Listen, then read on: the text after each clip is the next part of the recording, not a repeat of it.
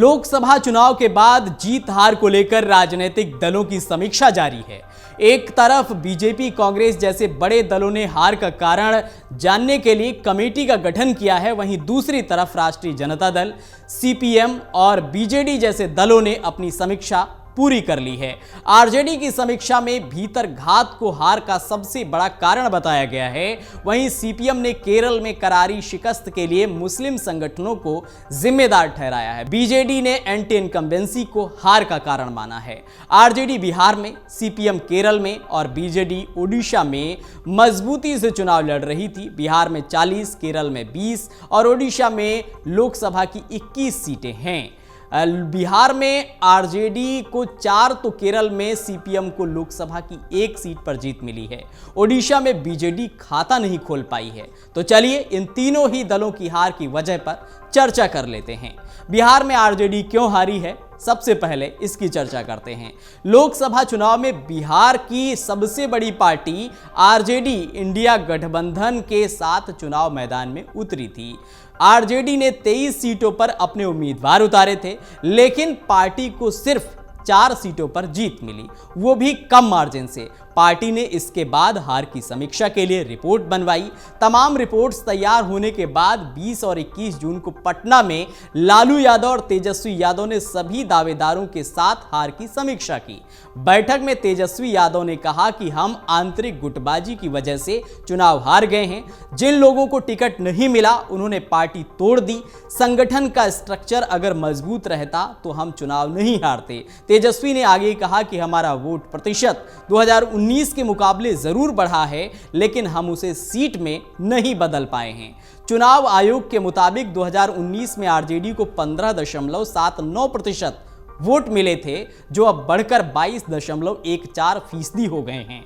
RJD सूत्रों के मुताबिक चुनाव से पहले नवादा, मधुबनी, झंझारपुर, सीवान और पूर्णिया में पार्टी को जीत की उम्मीद थी, लेकिन यहां टिकट बंटवारे के बाद भयंकर गुटबाजी हो गई। नवादा में कद्दावर नेता राज वल्लभ यादव के भाई विनोद ने निर्दलीय पर्चा भर दिया, तो मधुबनी, झंझारपुर में गुलाब फैक्टर ने पार्टी को नुकसान पहुंचाया। सीवान में अवध बिहारी चौधरी तीसरे नंबर पर रहे। यहां पर दिवंगत बाहुबली शहाबुद्दीन की पत्नी हिना शहाब निर्दलीय मैदान में उतरी थी। पूर्णिया में भी पप्पू यादव टिकट नहीं मिलने के बाद बागी हो गए और यहां पर भी आरजेडी तीसरे नंबर पर चली गई। समीक्षा बैठक में शामिल आरजेडी के एक वरिष्ठ नेता ने नाम न बताए जाने की शर्त पर कहा कि आरजेडी को आमतौर पर यादवों और मुसलमानों की पार्टी कहा जाता है। इस बार पार्टी ने टिकट बंटवारे में कई प्रयोग किए। पार्टी ने मुसलमान और यादव समुदाय को इस चुनाव में सिर्फ 10 टिकट दिए। उनके मुताबिक पार्टी ने 4 टिकट कुशवाहा, 2 भूमिहार, राजपूत और अन्य 7 दलित अति पिछड़े समुदाय को टिकट दिए। औरंगाबाद, बक्सर में पार्टी को इसका फायदा भी मिला। हालांकि कई जगहों पर पार्टी के कोर वोटर्स ही दूसरी तरफ खिसक गए। हार की एक बड़ी वजह यह भी रही। अब चर्चा करते हैं कि सीपीएम को आखिर केरल में क्यों करारी हार मिली। भारतीय कम्युनिस्ट पार्टी मार्क्सवादी सीपीएम ने भी आसन लोकसभा चुनाव में हुई करारी हार की समीक्षा कर ली है। केरल में पार्टी महासचिव सीताराम येचुरी की अध्यक्षता में 4 दिनों तक ये समीक्षा बैठक चली। बैठक में मुख्य रूप से केरल में हुई हार को लेकर चर्चा की गई, क्योंकि पार्टी को यहां से सबसे ज्यादा उम्मीदें थी। बैठक के बाद सीपीएम केरल के महासचिव ने कहा कि हमने कुछ मुद्दों को चिन्हित किया है। केरल विधानसभा चुनाव से पहले उन मुद्दों का हल निकालेंगे। पार्टी ने इस चुनाव में केरल की 15 सीटों पर उम्मीदवार उतारे थे, लेकिन उसे सिर्फ 1 सीट पर जीत मिली है। चुनाव आयोग के मुताबिक 2019 के मुकाबले 2024 में सीपीएम के वोट प्रतिशत में 3% की कमी आई है। सीपीएम केरल के सचिव एमके गोविंदन के मुताबिक हार की 3 वजहें सामने आई हैं। इनमें पहली वजह केंद्र में कांग्रेस की मजबूती है। धर्मनिरपेक्ष मतदाताओं को लगा कि कांग्रेस अपनी सरकार बना लेगी, इसलिए वे उधर चले गए।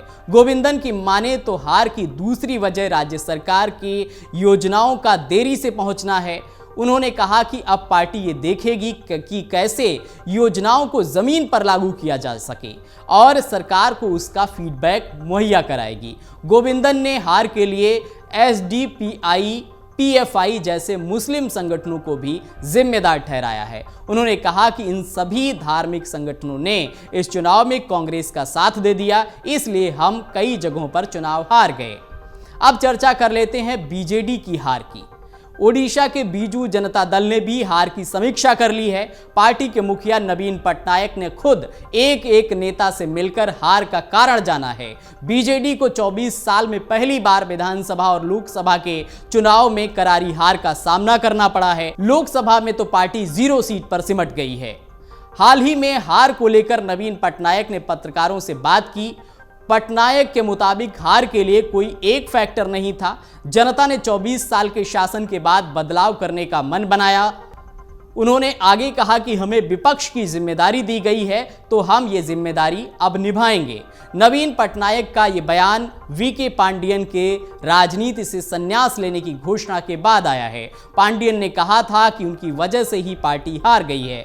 पांडियन को ओडिशा में नवीन पटनायक का करीबी माना जाता है। उन्होंने चुनाव से पहले IAS की नौकरी से इस्तीफा देकर बीजेडी का दामन थामा था। अभी कई दल हार की समीक्षा कर रहे हैं। उनमें देश की सबसे बड़ी पार्टी बीजेपी, कांग्रेस और BSP ने अब तक हार की समीक्षा पूरी नहीं की है। बीजेपी उत्तर प्रदेश, राजस्थान, महाराष्ट्र और बंगाल में हार की समीक्षा कर रही है। वहीं कांग्रेस ने तेलंगाना, कर्नाटक, दिल्ली, हिमाचल, आंध्र प्रदेश में अपने खराब परफॉर्मेंस की समीक्षा के लिए फैक्ट फाइंडिंग टीम का गठन किया है। बहुजन समाज पार्टी ने 23 जून को उत्तर प्रदेश और उत्तराखंड के बड़े नेताओं को बुलाया है। BSP सुप्रीमो मायावती इसी दिन हार की समीक्षा करेंगी। अगर आप ये वीडियो YouTube पर देख रहे हैं तो हमारे चैनल को सब्सक्राइब करें और बेल आइकन को दबाना ना भूलें। अगर आप Facebook पर ये वीडियो देख रहे हैं तो हमारे पेज को लाइक करें।